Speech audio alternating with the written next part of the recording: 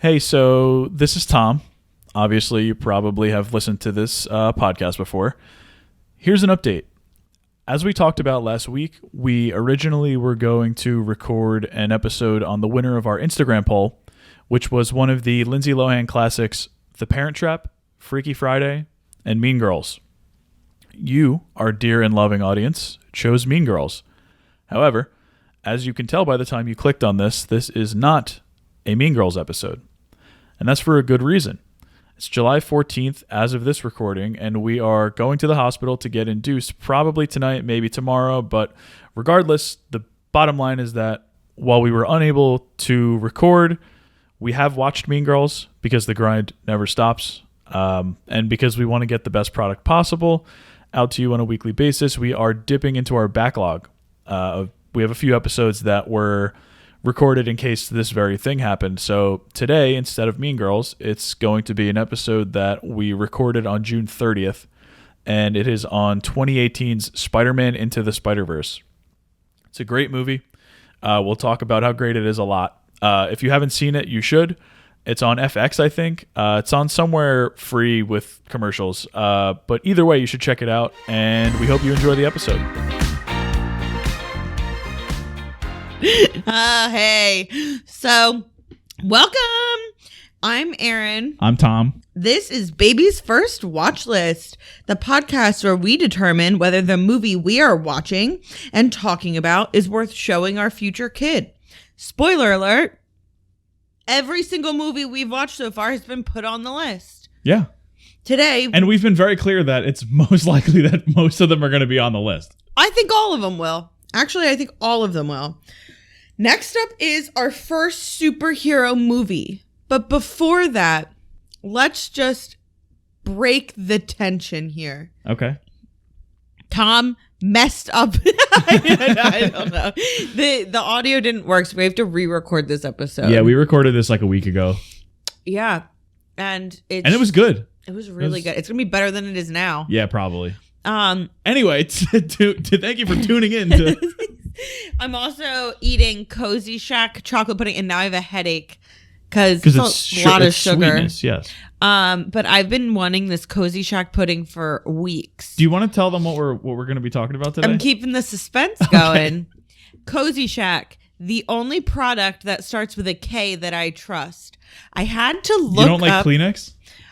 Oh, I mean, no, the ones that shouldn't start with a K. Clean starts with a C. Oh my God. Yeah, I guess I trust Kleenex. Cozy Shack I trust, and then I had to look this up. I thought that I was like, I'm going to say besides crazy ketchup, which is that a thing? I thought it was the name of like the blue and green or whatever. Yeah, no, turns out it has a much more insidious name. Ready? Easy Squirt. I hate that. So I was going to say Cozy Shack, the only product that starts with a K that I trust besides crazy ketchup. But it turns out that was called Easy Squirt. Squirt. Yep, it sure was. Yeah, my mom got the purple, the green, the whole thing. Anyway.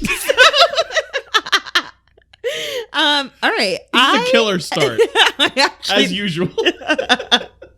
Oh my God, I I'm going to throw up. So I am decidedly meh on Marvel movies. I'm even less enthusiastic about the DC comic movie universe. And the first time that I saw this movie that we're going to be discussing, my eyes were just really tired. You know, have you ever had that happen where you watch a movie and it's just it's good, but your eyes are so heavy? Yes. I mean, I've watched The Bourne Identity 3 times and I've fallen asleep every single time. And I like it. It's a good movie. I just watched that for the first time. In Cape May, yeah. Yeah, in Cape May. I fell asleep. The day before I found out that we were expecting our little bundle of joy. In a way, this podcast began with The Bourne Identity when I fell asleep watching it in Cape May. There you go. We also watched Ghost World that weekend. So yeah, the problem was we were in the pandemic quarantine fog of 2020. So you can't really blame me for the first time I watched this one and kind of was a little sleepy. Upon rewatch, however, I appreciated it much more. And this time that we watched it, I really, really, really, really liked it. It's 2018's Spider-Man Into the Spider-Verse. Yeah, you already knew what it was because you clicked on the episode. But we don't have creative titles for our episode, so it's pretty obvious what we were going to talk about. One day we're just going to talk about a completely different movie. That would be fun. Yeah.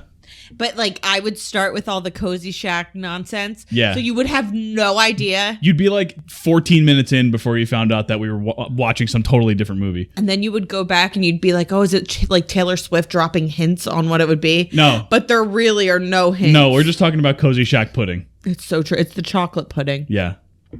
I don't mess with the rice pudding too much. Although we had really good rice pudding a couple weekends ago. Okay. Anyway, Spider-Verse, directed by Bob Paraschetti, Peter Ramsey, and the co-writer Rodney Rotham, comes from That's the a minds... great name. Rodney Rotham? Rodney Rotham? That is a good name. Comes from the minds of Phil Lord and Chris Miller. Those names may be familiar to you. Tom, what are these two fellas best known for? A lot of stuff. Mitchell's versus the Machines, which came out last year. They are producers on that. Yeah. I mean, they have a whole production company. Yes. The Jump Streets. Yes, 21 and 22. Yes. Cloudy with a Chance of Meatballs was their first big hit. Lego Movie. That was a good one. Everything is awesome. Yep. That's a Oscar nominated song. It didn't win? I don't think it did. I don't remember. Yeah. They're really good. And one of them did the After Party. The After Party, a really great Apple TV show. Very, very fun. Watch if you have Apple TV. Because if you have Apple TV, you're not using it, so you should use it. We've watched a few things on Apple TV. It's a very, very good streaming service. Watch Severance, too, if you have it. Yeah, that was also good. I didn't love it until the last couple episodes, and then I'm fully in. Yeah. The After Party's fun all the way through, though. I agree. They also did The Last Man in the World. I think that's what it's called. I don't know what that is. That's the one with blah, The blah, Last blah. Man on Earth. Oh, that's it. Yes. Last Man on Earth. It was on Fox. Sure. And it had one of the SNL guys as the star. Will Forte. And then Kristen Schaal was in it, I believe. I feel like she's in everything. Yeah. Especially on Fox. So that one apparently was also very well done, and they did it. What's your favorite? No, we're going to get to that later, what your favorite Chris Miller, Phil Lord thing is. Yeah, we'll get to that later. Think about which one you want the most. Okay, I've already answered this, remember. I don't remember what my answer was. I don't remember what mine was either. BS the whole time. Yeah. So this movie, Spider-Verse, stars Shameik Moore as Miles Morales, and it features quite the impressive cast. We have two-time Oscar winner Mahershala Ali. We have Haley Steinfeld, who was a very young Oscar nominee. I believe she was around 13 when she was nominated for what I said last time was Winter's Bone. No. But that was Jennifer Lawrence. It was Grit. True Grit. Great movie. Another Oscar winner, Nicolas Cage. I'm getting to him. Hold on. Brian Tyree Henry, who is definitely a future Oscar nominee. And he's a member of Judy and the Denches. Yes. Yes.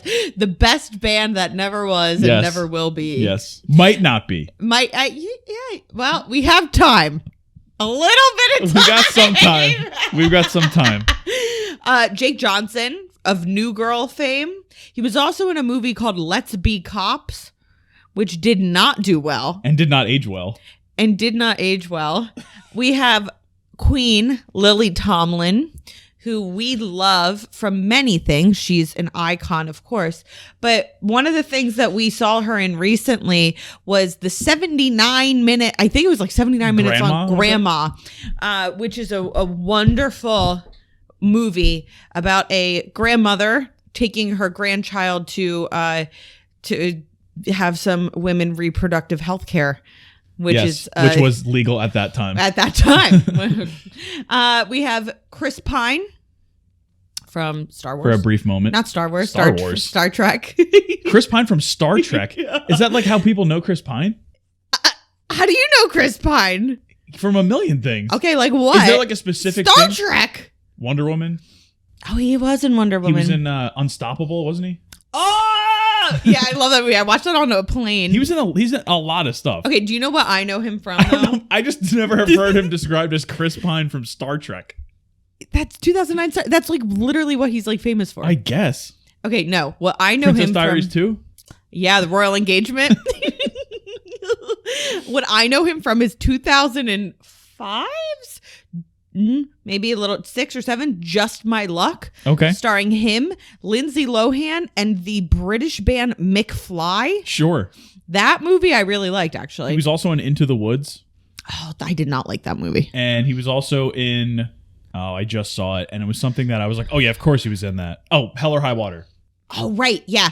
Oh, he's in some good stuff. He's in a lot of stuff. But I think of him as 2009 Star Trek's I'll go with Pine. 2010's Unstoppable's Chris Pine. That movie is secretly really, really good. Who else is in this movie? John Mulaney, who we know as Of John Mulaney fame. We know him as John Mulaney of Chip and Dale fame. Yes, Rescue Rangers. Out now. Maybe they'll sponsor us. Here you go. You got your Nicolas Cage shout out. We'll talk more about him later. Oh, yeah. And Liev Schreiber, who is probably best known for Ray Donovan, actually. Yeah, probably. Right? He was also in Spotlight, just off the top of my head. He was in Spotlight. Yeah. Catherine Hahn is in this too. Catherine Hahn is in this and movie. Kimiko Glenn from Orange is the New Black. Yes. Those are 2 other people I did not write Zoe down. Kravitz. Oh my gosh. I didn't even realize Zoe Kravitz was in it. And it's funny because we went through this all the last time. Yes. And I already forgot. There have been no adjustments made between Oh, yeah. podcast. And I did a whole, when Zoe Kravitz was in the Batman. Yes. And And then I she's was like, in oh, this. like also Catherine Hahn was in WandaVision. And also Brian Tyree Henry was in The Eternals. And also Chris Pine was in Wonder Woman. They're all in other superhero movies. Oh, wow. Well, it's actually... Nick Cage was in Ghost Rider. I will say this. It does help that you just said that because I talked about Chris Pine being the lone Chris that's not like a superhero. But he was in Wonder Woman, Yeah, even though that's DC. And he's not a superhero. Okay. He's just a guy. We'll talk more about that. So this movie, Into the Spider-Verse, made bank. It grossed $375.5 million on a $90 million budget. It also did wonderfully critically. Had a beyond solid 97% on Rotten Tomatoes.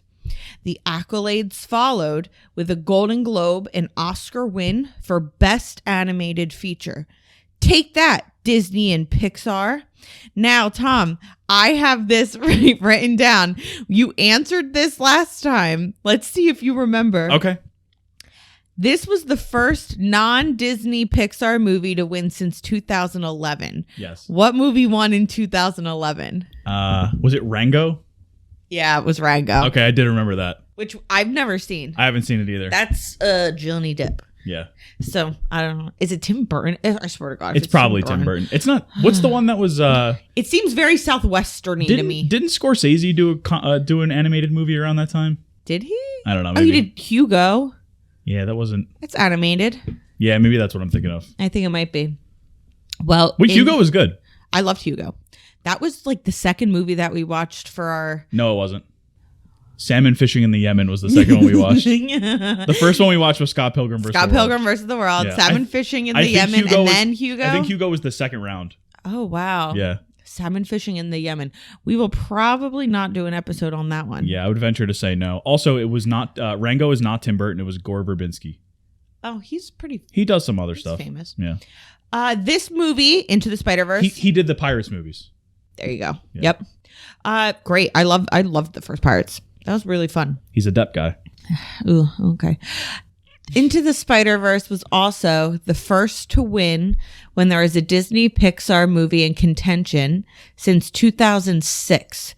In 2006, what animated non-Disney Pixar movie won for Best Animated Feature when there was a Disney or Pixar movie up? So you're saying in 2011 there was not? Correct. Okay. We did talk about this last time, and I, again, do not remember. And I said it's a unexpected director. And I kept thinking Sam Raimi in my head, and it's not Sam Raimi. You're very close. The movie is Happy Feet. Yes, and it was, what's George his name? Miller. George Miller from Mad Max. Yes. I think we had that exact same exchange. We did. I couldn't name it, then you named it, and I was like, oh, yeah.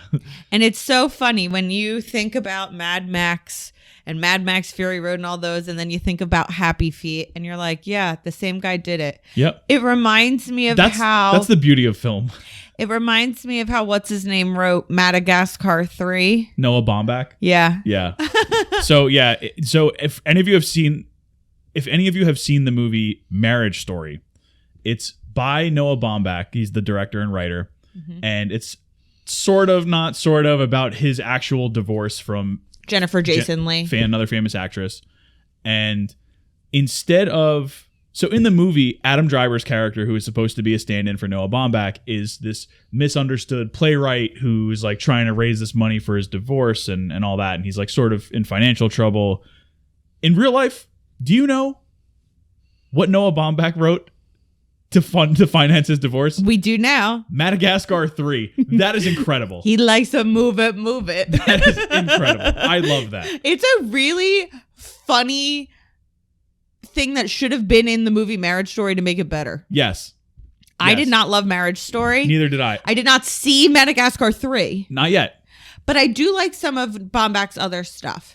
Squid and the Whale's good. Squid and the Whale's good. I like Frances Ha. You're iffy on it. I think Frances Ha is just so 2011 it hurts.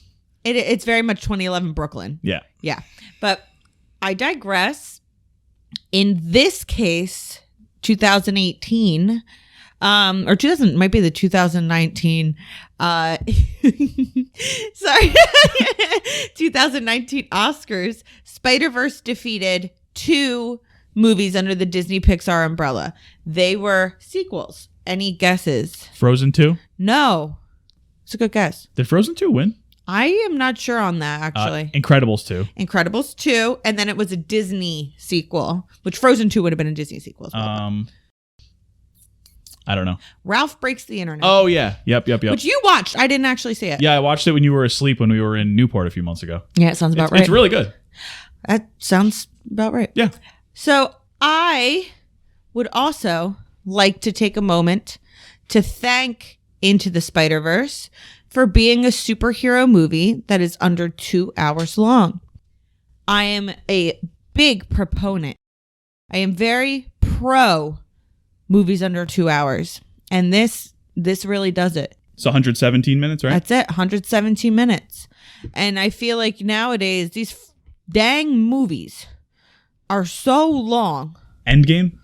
I mean, I felt like that was so long. It was like 3 hours. Endgame, I think, deserved it though, because it was like the culmination of like however many years. And I know but that they're all like 2.5 hours. They're all so long.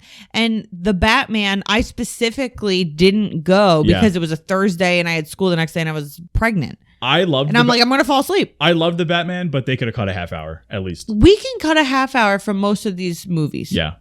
I really, really, really struggled to find a lot of movies that are over 2 hours, and I'll give you the extra 15 minutes, 2 hours, 15 minutes long, that needed to be that long. Yeah. Of course, there are exceptions. Boyhood. Yeah.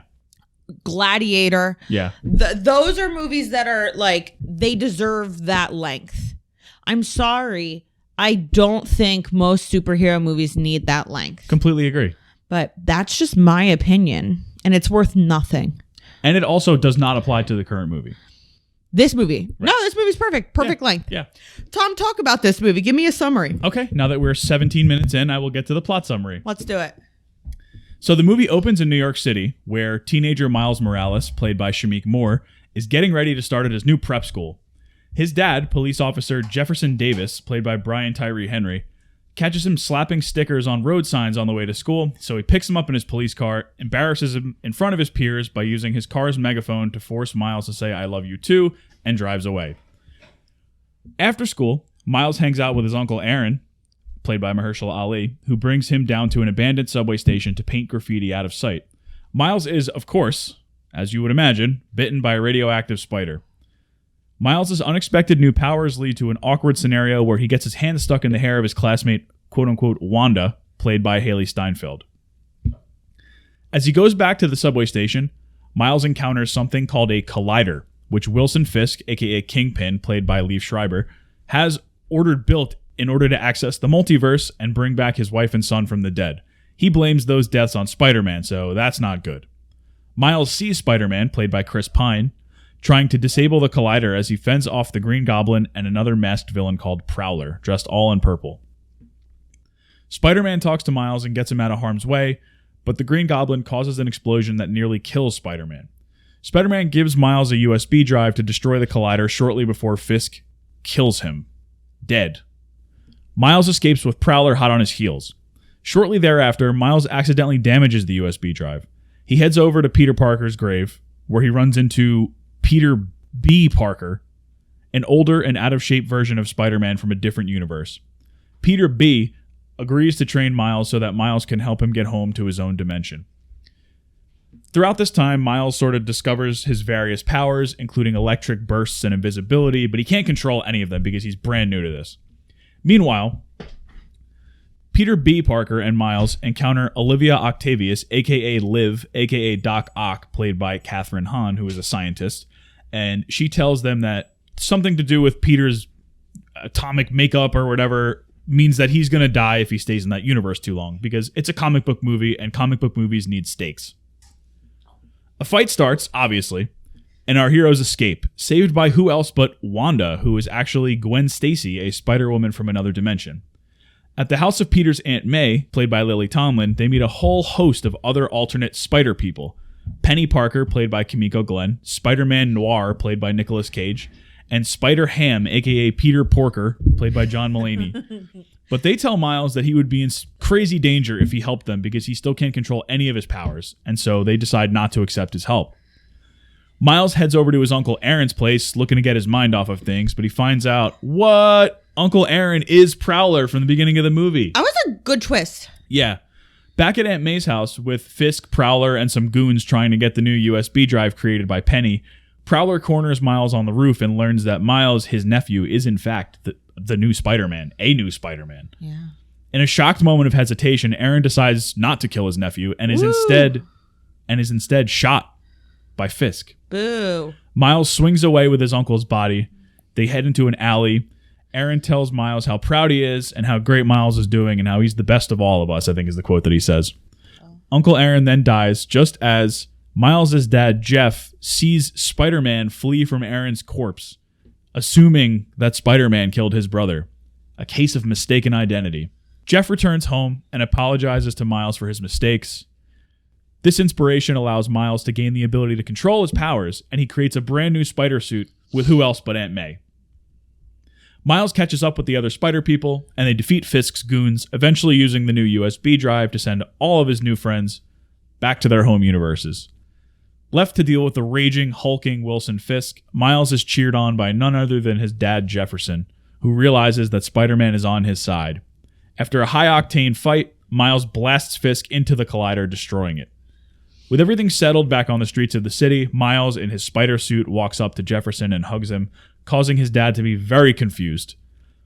As Miles then goes about his life confidently assuming his duties as the only Spider-Man in his universe, he's eventually contacted by Gwen from her own universe, and the movie ends.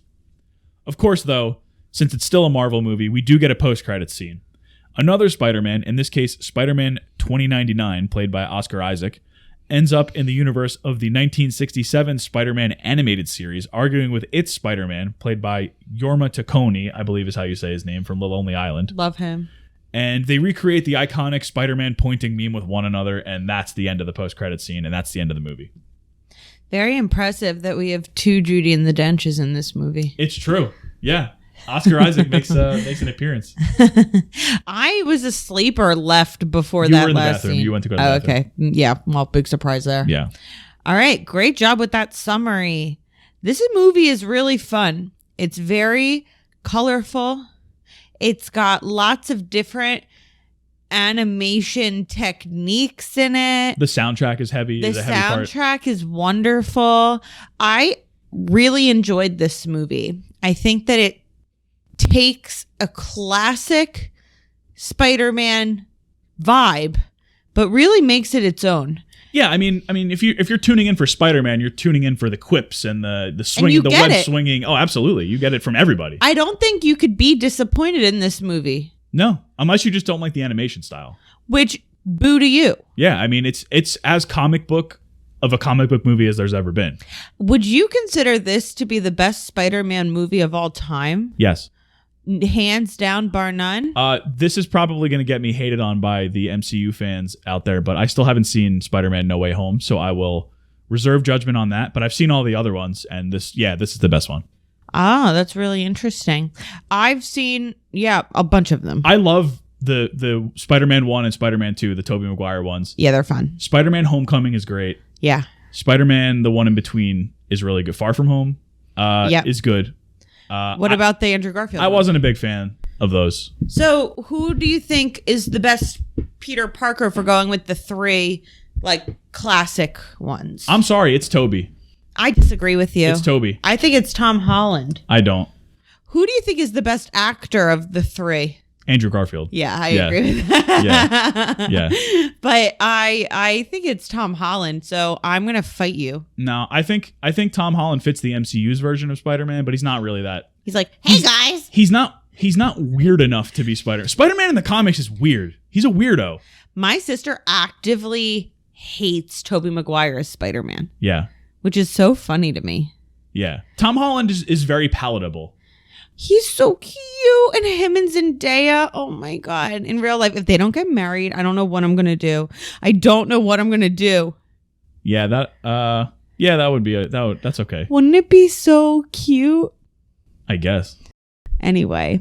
All right. So here's my first discussion point.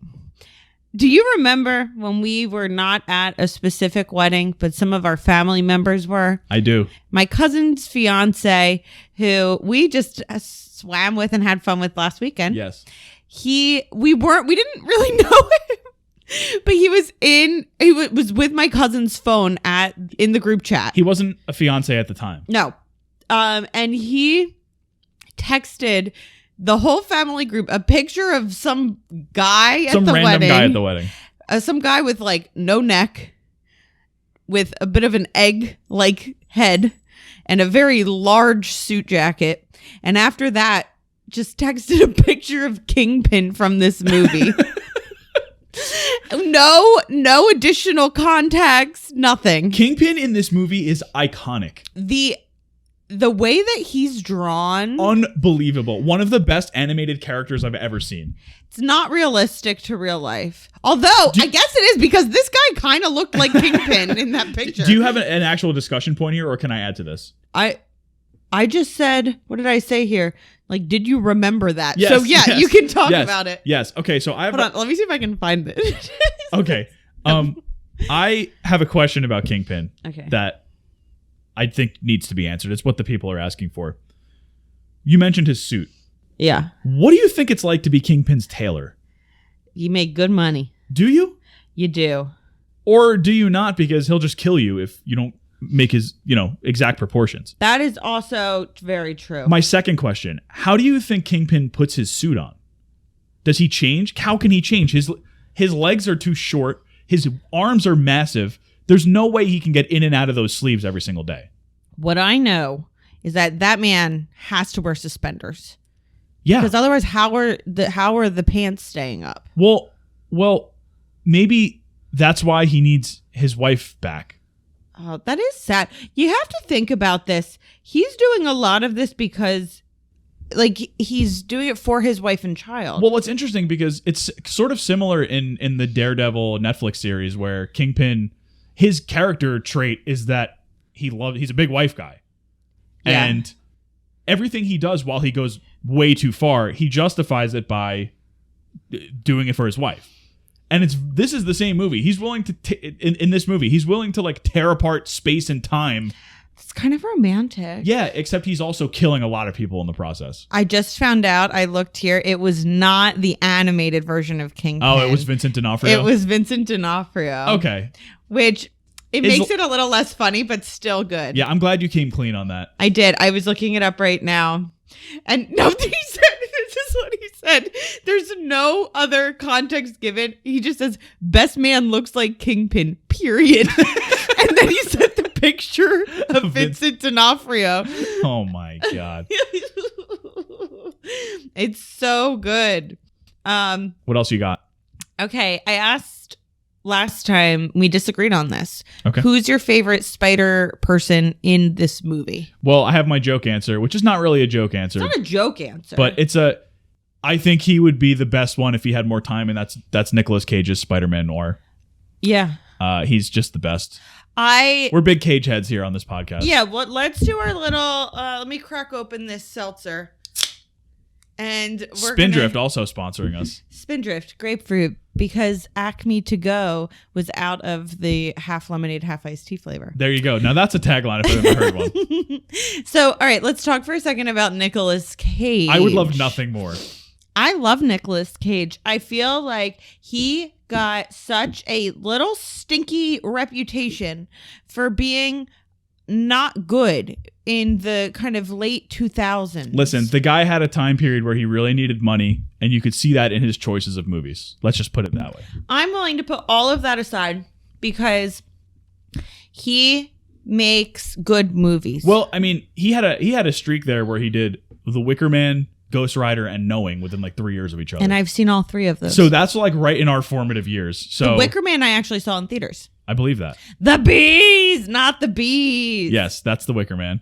Yeah. Knowing is the one with the weird like biblical ending. Is it? I never saw Knowing. Yeah. You're the Knowing expert here. I am. And then Ghost Rider, we actually watched on Valentine's Day. Was that on Valentine's Day? I think it was the second movie after American Psycho. Yes. That was on. It was just on TV and we Correct. had it on. Yes. Yes. So Nicolas Cage. So Ghost Rider is the source of my favorite movie review of all time. Mm-hmm. And it's when Ghost Rider 2 Spirit of Vengeance came out a couple of years later. Oof. I just remember, and this was before like Rotten Tomatoes was big and like you could just go and like check movie reviews out everywhere. So I just happened to see someone put out a review of Ghost Rider 2 Spirit of Vengeance, and all it said was this one sentence: Ghost Rider 2 makes Ghost Rider 1 look like The Dark Knight. It's just perfection in a that's sentence. It. That is art. That's art. That's it. Who says that critics aren't artists? Yeah, exactly. I love that. They're creative writers too. Nicolas Cage made heater after heater. Well, with a lot of non-heat in between. You got to take breaks, okay? Yeah, exactly. Yeah, you got to you build have to the rest. heat back up. You got to rest. You got to build the heat back up. He did Moonstruck. Raising Arizona, same year. Raising Arizona's a wonderful movie. Is that the Coen brothers? It is. That's a great one. Yeah. Moonstruck, Cher, snap out of it. Yeah. Olympia Dukakis is in it. Yep. Nicholas, she died not too long ago, right? Yeah. R.I.P. Olympia Dukakis. R.I.P. Olympia. That's a baby name. Yep. It's so Cher, to be honest. Yeah, honestly.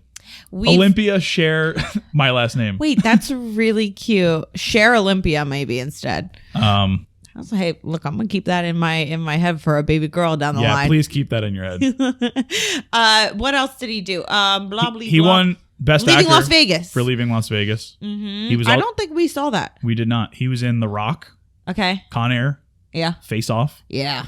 All those are right in a row. And I haven't seen any of those. Leaving Las Vegas through Face Off are all right in a row. Okay, that was his in his bag era. Yeah, in the mid to late 90s. Gone in 60 Seconds. Okay. Which people It's a hit. like. He was in Adaptation is the one. That's the That one. may be my favorite Nick Cage role. Maybe. It is. Pig is up there for me. No, it's called Adaptation because he's in two Yeah. amazing roles. Please explain Adaptation real quick. Just bear with us here. So Adaptation is a movie that you either would be like, yeah, I definitely want to see that, or you're going to say, no, that's totally not for me. Yeah. But dear listener, it is for you. Yeah, I don't think you thought it was going to be for you. I was very not into Skeptical. it because I thought that the cover was stupid. Yeah. It's like a It's like a potted plant or something. potted plant with Nicolas Cage's face Something in it. like It's that, very yeah. strange. And so I remember seeing that at T&V Video in my hometown growing up and saying, I will never watch that movie. I didn't really say that. And there we are on an Amtrak to Chicago, or from Chicago. We did. We watched it on an iPad in an Amtrak on our way from Chicago. We were somewhere that grows corn, and we were watching Adaptation. Probably Iowa. You've got Charlie Kaufman, who is a real life writer and director. He is He wrote like Being John Malkovich. He wrote a bunch of weird movies, basically. And he directed a couple of them. He did, I'm thinking of Ending Things recently that people like. He did Synecdoche, New York, which I didn't really like. I did. But it had Philip Seymour Hoffman in it, who I enjoy. And he is really known probably best for Eternal Sunshine of the Spotless Mind. Yes. So those kind of movies, if you're familiar with any of them, that's him. They're a little off kilter, very much in your head. He's in his head when he's writing. It's got sci-fi twists, weird twists. A lot of it probably seems to make no sense. Yeah, it's surreal. A lot of them are surreal. Yes, and cerebral too. Yeah. And he deals a lot with toxic masculinity. Yep. I think every movie's about himself and his own insecurities. Yeah, maybe. So with adaptation, Charlie Kaufman was hired to adapt a book called, what is it? The Orchid Thief. And that is a real life novel. It's just like a romantic thriller mystery. Yeah, novel. like a normal, think about what in the 90s, things that were being made. And so he went to adapt it and he got writer's block. And instead of taking a little bit of time to step away, maybe do something else, maybe write Madagascar 4, he instead decided to write a movie about him having writer's block adapting The Orchid Thief. Yes. So he has himself, played by Nicolas Cage as a character. He also created a twin brother who does not exist. That is also played by Nicolas Cage. Yes. And you have the author of The Orchid Thief as a character. Played by Meryl Susan Streep. Orleans or something like that. Orlean, yeah. Played by Meryl Streep. Susan Orlean is now a writer on one of our favorite shows, How To with John Wilson on HBO. It's truly wild. Yeah. So the movie is about him having writer's block adapting the novel that he was actually hired to adapt. And I think one of the few actors who plays this and is likable in this is Nick Cage. Like there's not many other people I could imagine playing both roles. It's a really fascinating. It's like kind of funny. Like it is funny, and it's got Chris Cooper in an Oscar-winning role, right? And it just gets so whacked out by the end. It hops in and out of the book. Back to real life, and but Meryl Streep plays both the character in the book and right. Am I wrong about that? And the author. The author outside the book. It is a wild ride, and it is very much worth your time. Yeah, if you like movies, well, it's possible we'll do that one day on here. Yeah, I mean, imagine summarizing it. Oh God, that would be unreal. Oh no, sorry, Meryl Streep only played the author. I don't know where I got that from. So it is a really, really cool one, but Nicolas Cage is a revelation in it. He's the best, and he was Oscar nominated. You know who else was in adaptation? Brian Cox. Oh my God, I love him. Siobhan. Yes, and Doug Jones too from Pan's Labyrinth. Doug Jones. Yep. Love him. What a great cast. Yeah, he was in real life that time though. Did Spike Jonze direct this movie? Who directed this movie? Adaptation? Yeah. I think it was Spike Jonze. Yeah, Spike Jonze of her. Spike Jonze. Her fame, and he also does like a million. Being John Malkovich. They're a team a lot of the time. Well, Charlie Kaufman said I was on such a deadline when I wrote this movie that I just gave it in, and I was like, nobody's going to direct this movie besides Spike Jonze. Everyone's going to look at this and be like, what is this nonsense? So he got his friend, Spike Jonze, and they did it. And it's a really good movie. It's really great. I highly recommend it. It's always on the best of the 2000s lists and everything. So, don't skip it. Yeah. So if there was one Nicolas Cage movie that if you really wanted to be convinced that Nicolas Cage is a great actor, that's the one I would give you. Of the ones that I've seen. What I like about it is that it's a serious movie. It's a Oscar-winning movie, but he also can be the wacky Nicolas Cage that I think people think about when they think of him. So because he plays two roles, and he does it so well, and both characters are different, very unique characters from each other. Yeah. So yes, highly recommend adaptation. We also, of course, get the millennial favorite, National Treasure. Yeah, of course. Which we've all watched in middle school, I'm sure. Yeah. No need to expound on that. No. And he was in Kick-Ass. Yeah, he was.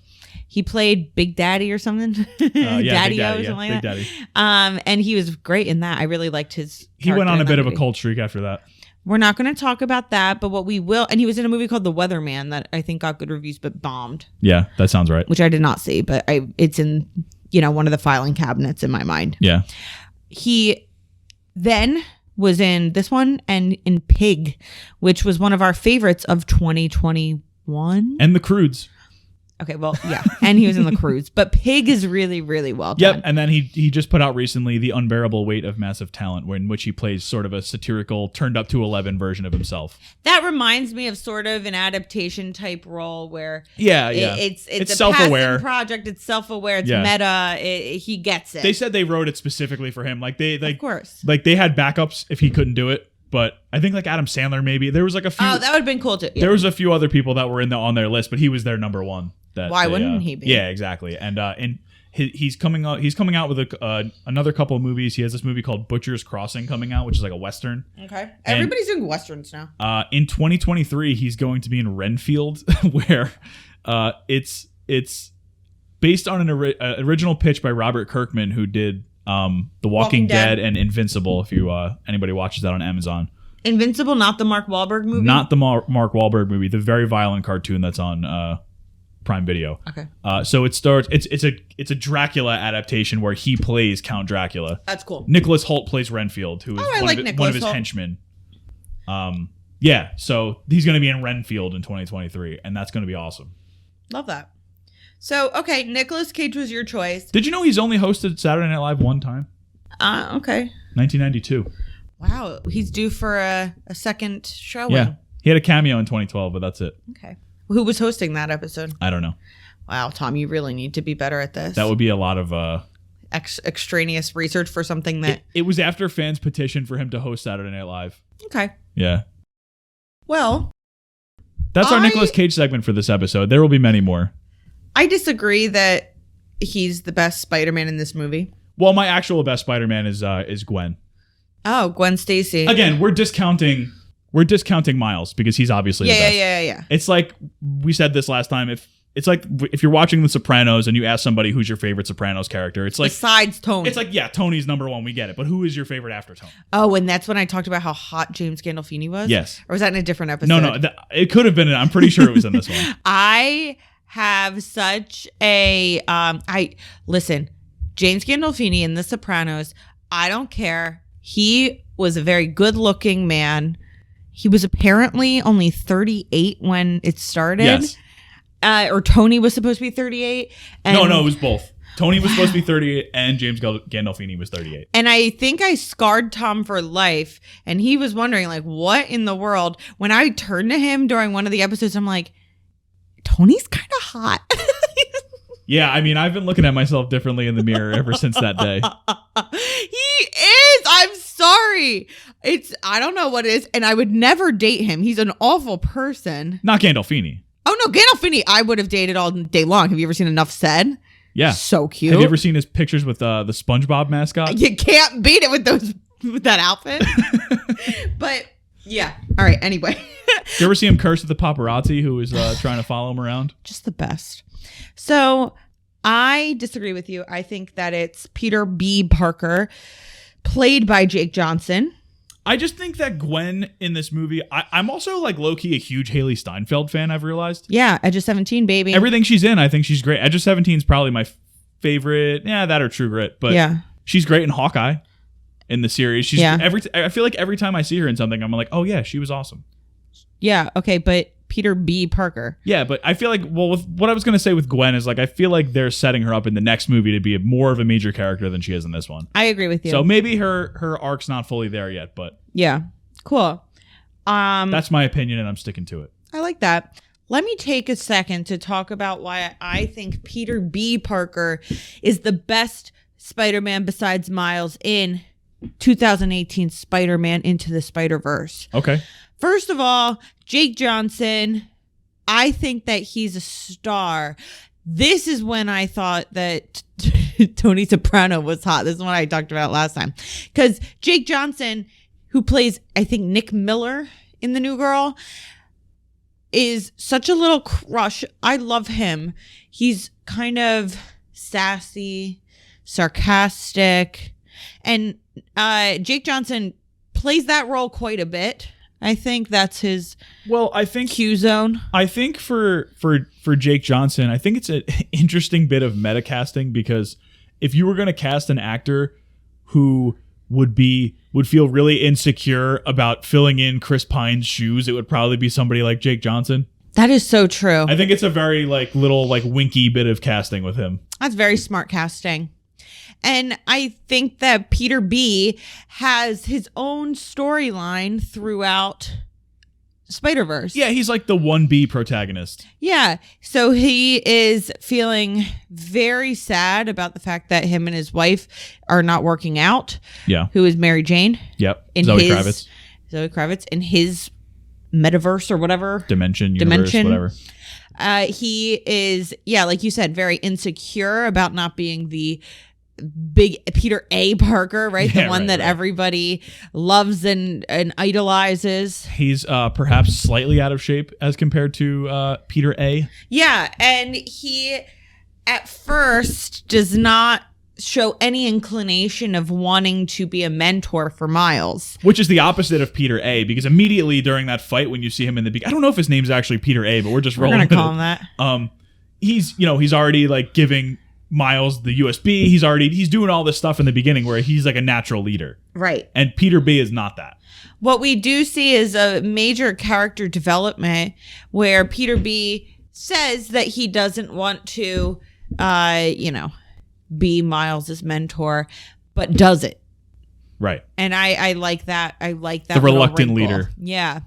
That helps us kind of answer one of your questions, which is the Miss Nesbitt Identity Crisis Award. We'll just do that right now. It's him. It's got to be him. Yeah. I mean, Miles has it too, but I mean, Miles, it's actually interesting because Peter B fits that very well, but at the same time, Miles's identity crisis is sort of the point of the movie. Yeah. At the same time. You're right. But I mean, I feel like from Miles's perspective, it's sort of just a teenager growing into himself. It's sort of he's hitting puberty. It's a coming of age thing. Yeah. And the Spider-Man adds another wrinkle to that puberty. Yeah, exactly. Yeah. When he got his hand stuck in Gwen's hair, that was just funny. And that hurt my soul. Peter B truly is having an identity crisis. Yes.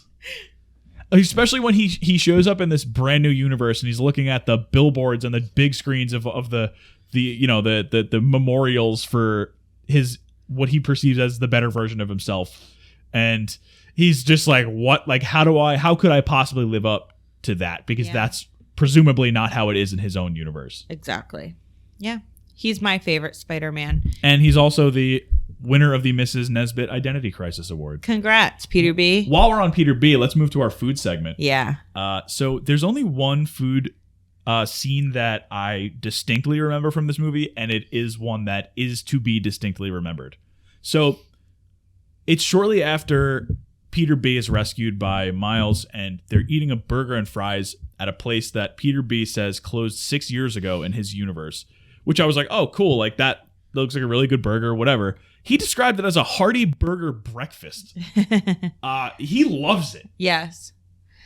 I mean, please tell me you're on board with this too. I mean, what is going on here? Well, first of all, I'm a vegetarian, so I'm not on board with the burger eating personally, although it did look half decent. Right. Until I took a note of the scenery in the background, and I saw that on the door or the window, there was a marking from the health department of New York City, and this burger joint had been given a C rating.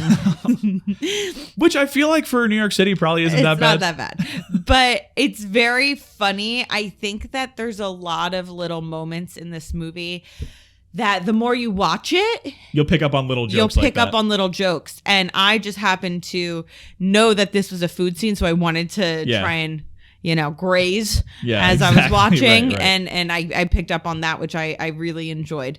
And like you said, previously, this might be the reason why it was closed 6 years ago in his universe. Yeah, absolutely. I mean, clearly, while one may be open and one may be closed, I feel like there are similarities in the quality of the... And, Miles is not eating during this scene. Right, and at first you might be like, oh, it's because he's nervous or like whatever.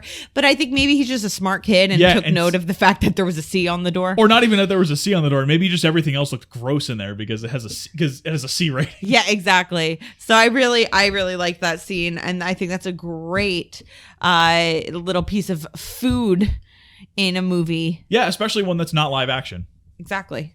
Yeah. My next question here, which I kind of can have as a two-parter, they kind of jump right into the main plot here.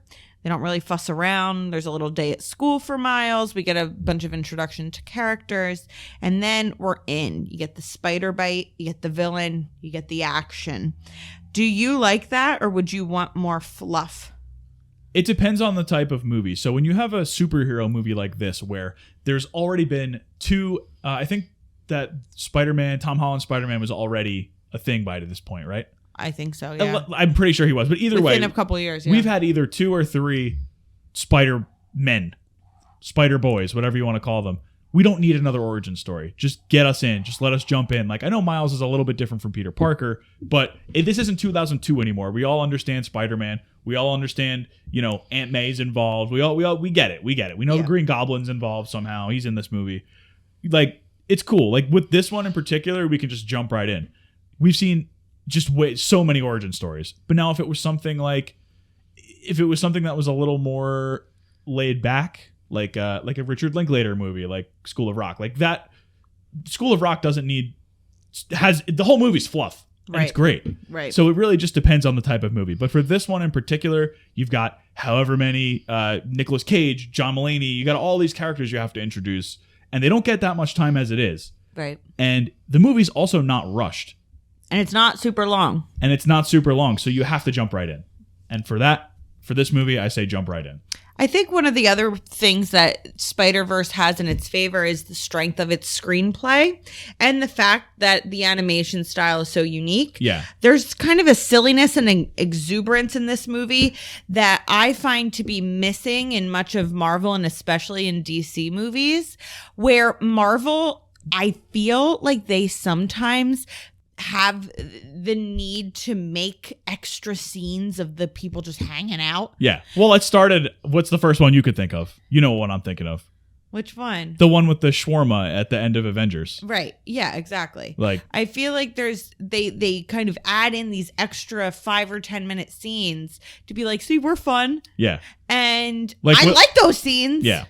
But Spider-Verse does such a good job of adding that silliness into the movie. The plot, yeah. And into the plot and into the little details that it's superfluous if it's put anywhere else, so they don't need it. Yeah, and I mean, the fluff in this movie comes in a lot of the montage scenes, like when he jumps off when he does the leap of faith and like What's Up Danger's playing and he's going through, like, you get cool montages that are more of the fluff than the actual plot and the little jokes because they're meshed together. Exactly. So you have more time for other cool stuff. And you have a lot more visual gags that Yeah. I think you can get away with because it is animated. Yeah, for sure. Yeah, great. So my only other question, we're going back to Chris Pine. Do you think that he did this movie because he was the only Hollywood Chris that was not already a Marvel star? Yeah. Well, wait, are they all Marvel stars? Yeah, Evans, Hemsworth, and Pratt. Yeah. Evans is Captain America. Hemsworth, we got Thor. And Chris Pratt is in Guardians of the Galaxy. Do you know his name? Oh, Star-Lord. Okay. Star-Lord. Okay, I thought you were just going to say he's in Guardians. The guy from Guardians Yeah. of the Galaxy, Star-Lord. Right. So poor Chris Pine. Not poor Chris Pine. He's kind of left out, I feel like, when people talk about the Chris's sometimes anyway. Well, because the other 3 are in the same movie. That's what I'm saying. A lot of the time. So do you think he felt like he had to do this one so he could be part of the Marvel universe? I think his agent said, my guy, this is a lot of money. Maybe. And it's not a whole lot of work. But I did forget that he was in DC's universe already. Yeah, he was the love interest in Wonder Woman. Yes. And I think he was in the second one because it's like a flashback. I didn't watch it, though. I didn't watch it either. Sorry, Chris and Wig, if you're listening. The first one was pretty good, though. I liked it. Yeah. Shout out, was it David Thewlis was the villain? The guy who played... yeah. Lupin Professor vibes. Lupin. Oh my God. David Thewlis. Yep. UK stand up. Yeah. Yeah. Yeah. So Chris Pine, who would you say is your... Can you rank the Hollywood Chris's? Yeah, of course I can. Okay. I think we probably agree. No, I don't think we agree, actually. Okay. Because I like... Pratt's your number one? No. If this was maybe 2009, yeah. Yeah, Parks and Rec, Chris Pratt. Yeah. No. I love Chris Evans. I know you're like meh on him. I like him. I think he's a good guy. I just think he picks kind of some cool roles sometimes. He's great in Knives Out. Yeah, that's what I'm saying. Yeah. Like, I like that.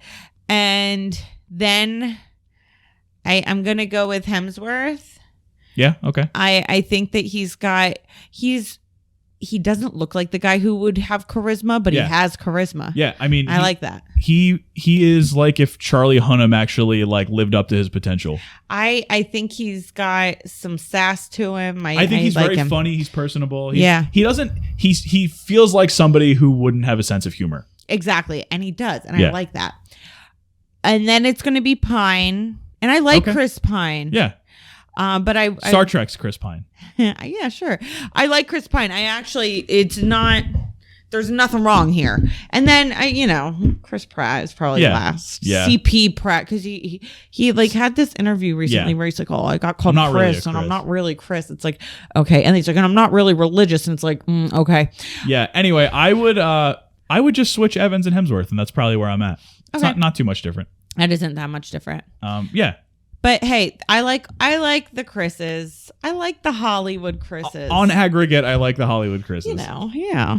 Okay. What questions do you have? I got a couple more. Anything else? So, this is an extremely New York movie. Yeah. Possibly one of the most New York movies I've ever seen. Yeah. Takes place in Brooklyn. There's a lot throughout the city. There's a scene where Miles is swinging around the city, and it's when he grabs Peter B's unconscious body after he, accidentally knocks him out in front of Peter A's tombstone. They're trying to evade the police. They hang by a web from an overpass where there's like a train coming by. Whichever light rail, subway, whatever it is. I don't know. I'm not an MTA guy. But so there's a kid in a Spider-Man outfit and the unconscious body of a lookalike of a famously recently dead person with big screens all over the city with this person's face plastered on them. They fall down into the middle of the street, into like a crosswalk. People just walk around them. They pay no attention to them. They make like a side comment to them. That is extremely New York. Very New York. What is your favorite New York movie? My favorite New York movie is going to be When Harry Met Sally. Okay. We watched that, but I don't remember. I remember liking it, but I would have to rewatch it. I feel like Billy Crystal's character is quintessential New York. And I like that it reminds me of just a nice crisp fall day in Central Park, even though the movie is a year-round movie. I love a romantic comedy, and When Harry Met Sally, of course, is one of the best ones. And the soundtrack is very New York to me. Yeah. Despite the fact that I know Harry Connick Jr. did it, and he's a New Orleans guy. Sure. And they're fast talking. They are very opinionated. And I think is it Rob Reiner that did it? I believe so. Because Love Rob his Reiner. mom is she's the I'll have what she's having character. Yes. And I just feel like it is another quintessential New York City movie. Now, what I will make the argument for is that nonfiction TV does an even better job than movies of really epitomizing what New York City is. You have the movie, or you have the TV show How To with John Wilson, which we talked about briefly. We highly recommend it. It's almost a documentary style, quick shot, weird movie, or TV show, each episode about what would be sort of a mundane subject. So like how to put up scaffolding is one of them. But it's much deeper than that. It's not even deeper. I mean, some of them are, but it's just, it goes off on these tangents that, they all end up in these places where you'd never expect them to be. And you just see New Yorkers being New Yorkers. Yeah. And I love that. It's the purest, most uncut form of New York I've ever seen. I love it. The other TV show is Billy on the Street. Yes. Where I feel like nowadays Billy Eichner is pretty famous and will be even more famous once Bros comes out. Yeah, I mean, it would be hard for him to keep up Billy in the Street. New York would be the only place that he could continue doing it. The only place in the world. Because people don't care. Yeah. Even if they knew who he was, they would not care. They would not care. And I love that. And there are people who have been like, oh, I've seen your show before, but didn't like come up to him. Like, No. Yeah. So I love that. I think New Yorkers are a rare breed, and we are just across a bunch of bridges in New Jersey. And so I've been to New York a few times, and let me tell you, people literally don't care. They truly do not care. No, we saw a dead guy. We've literally walked by dead bodies. Yeah. Yeah. And one dead body. Yeah. That we know of. One dead body. And no one, I mean, the police were there. Yeah. It wasn't like we just walked by a dead body and people were very unfazed by that. Yeah. So yeah, I think those two. Do you have any other New York centric movies that you would pick out? I know we had a whole thing on it last time, but no. Yeah. Well, Inside Llewyn Davis is one of them that I really like. Oh, that's kind of like 60s New York. Okay. Yeah. Is Taxi Driver? Taxi Driver. West Side Story comes to mind. Yeah, West Side. That's a great one. Ghostbusters. That's a really good example. American Psycho. Ooh, scary. There was one other one that I was like, oh yeah, I mean, of course that one. Well, the movie that we haven't seen yet is 25th Hour, that everyone says is like Spike Lee. Yeah, it's like a perfect. Oh, Do the Right Thing. Did I say that? Yep, Do the Right Thing. Good one. The Apartment is one that I haven't seen, but oh yeah, is that Jack Lemmon? I think so. That is supposed to be. Yeah, so I mean, right up there. The Godfather. There's a ton of New York movies that you may not think of as New York movies, but then you're like, oh yeah, the oranges and everything in The Godfather. Yeah. So I mean, I think New York is such a great setting for. It is, and then of course you have all the. I'm going to bleep out Woody Allen's name, but you have all the Woody Allen movies. Oh, yeah, of course. So after this, what is your favorite Lord and Miller movie? So I'm going to give you a lead up here. Okay. So we've got this one, of course. Yeah. Cloudy with a Chance of Meatballs. Yeah. I'm doing directed, written, or produced. Okay. Mitchell's versus the Machines, The Lego Movie, 21 Jump Street, 22 Jump Street, Solo, a Star Wars Story, which I thought was pretty good, but I don't think you saw. I did not see it. Or Storks.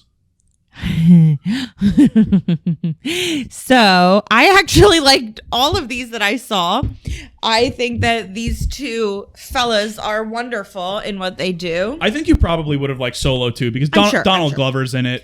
Phoebe Waller-Bridge is in it. Yeah, I'm sure. I really was pleasantly surprised by the Jump Street movies. So I'm going to go with them, I think. Which one? Does it matter? It doesn't matter. I think they are equal quality. They're so good. Yeah. Both of them are excellent, and both of them have moments that bring them to the next level. I really love both of those movies. Can you tell us your Stork story? I can tell you my Stork story. Yeah. So I was in the car with Tom, and he had on his playlist a Vance Joy song, not Riptide. The other one, Fire in the Flood, which is... Fire in the Flood, it sounds like all other Vance Joy. Yeah. Riptide's kind of an offshoot. Like that sounds different than the rest of his stuff. Yeah. And so Fire in the Flood is playing, and I'm sitting there and I'm thinking, as I'm looking out the window, the scenery going by, I think to myself, this would be a really great last kind of scene. Climactic song for a coming of age indie movie. Think Boyhood or like an A24 movie, something where the characters, figured himself out and whatever. And then I think, oh, maybe I'm a genius. Like maybe this is already in the ending of one of these indie movies. And so I look it up. I type in Fire in the Flood movie, and it turns out that it was in the climactic scene of Storks. Yep. The animated feature where this is the scene where all the storks bring all the kids. Lyrically, it has nothing to do with storks. It actually is a really beautiful scene. I think I like teared up when I watched it on YouTube afterwards. Yeah. It's a great movie. Storks is actually very good. Andy Samberg's in it. Storks is a great movie. I've never seen it. You've never seen it? But this is a pro Andy Samberg podcast. So we'll automatically give it the thumbs up. Yeah. So, yes, if you are ever unsure of whether a song is in a movie, look it up. Try Storks first. Try Storks. Yeah, watch the whole thing. Maybe it's in there. Might be. We're going to have to do a Storks episode now. I loved Storks. I would be happy to. It fits with babies and all that. Yeah. And then the last thing we didn't really talk about was the soundtrack. Yeah. It's great. It is. That Sunflower song is still very popular among the youth. My students still sing it. That's the Post Malone one? Yes.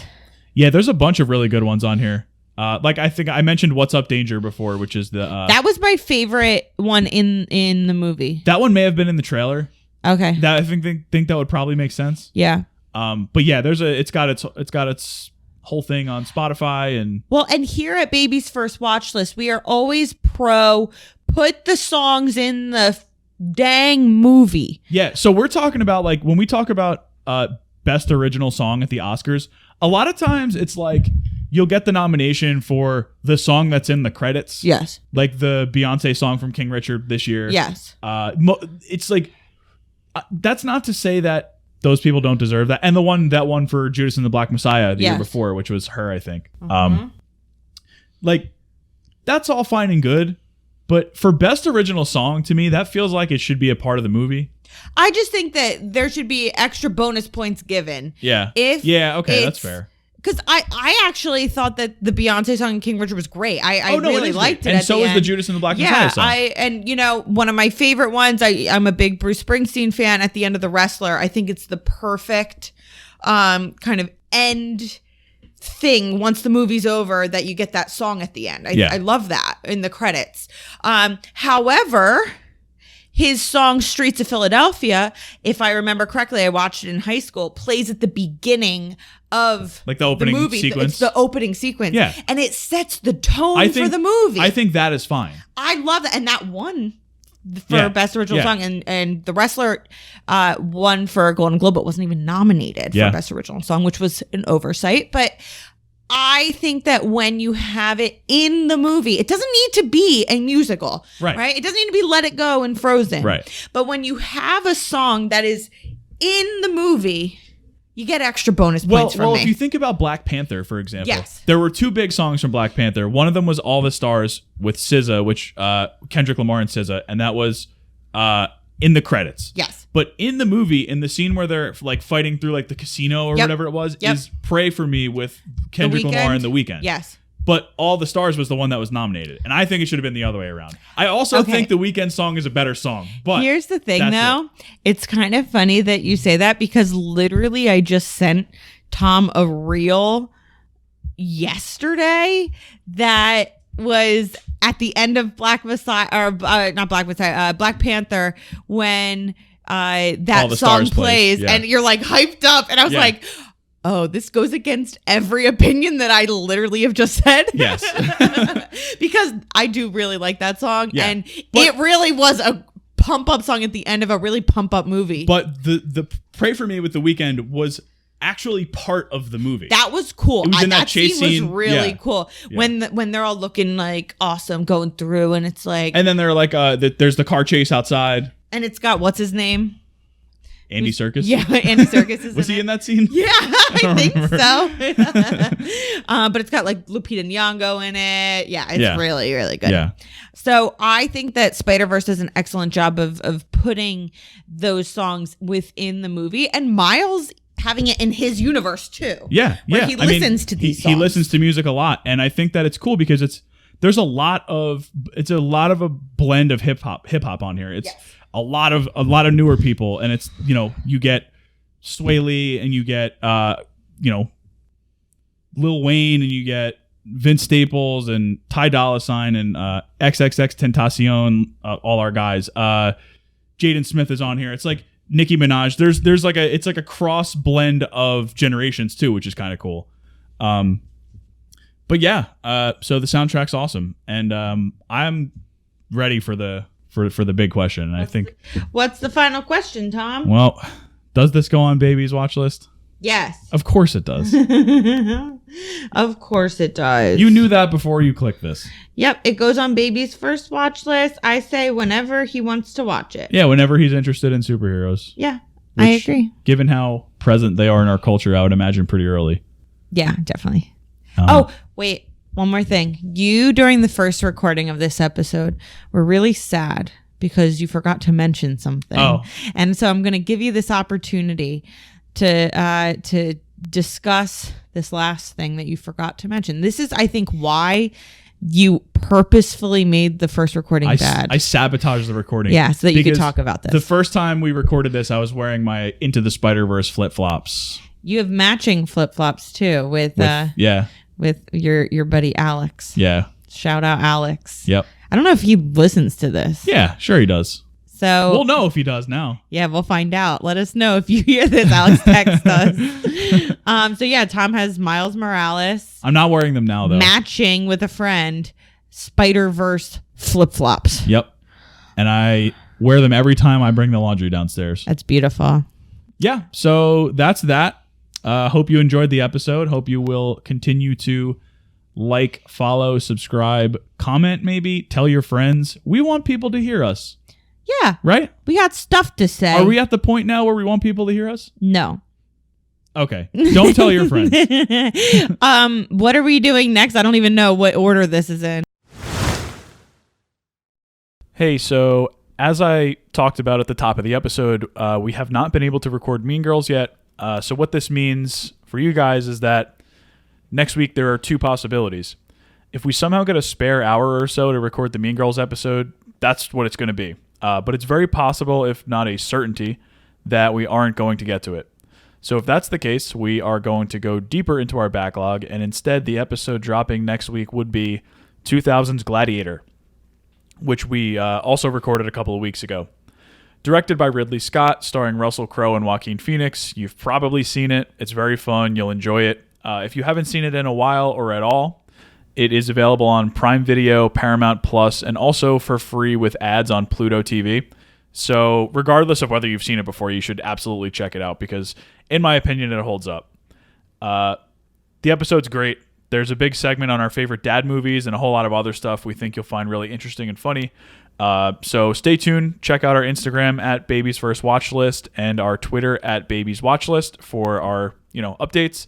And we'll be back next week with one end of the spectrum or another. It's either going to be Mean Girls or Gladiator. Hope you enjoyed the Into the Spider-Verse episode, and we will see you later. Great. And remember, you're doing a great job, and Yes. I'm proud of you. Yes, and that's you, not me. Oh, yeah. I'm proud of Tom, too. He's doing a great job as well. We all are. We all are. All right. Bye-bye. See you later. It's Robert Durst.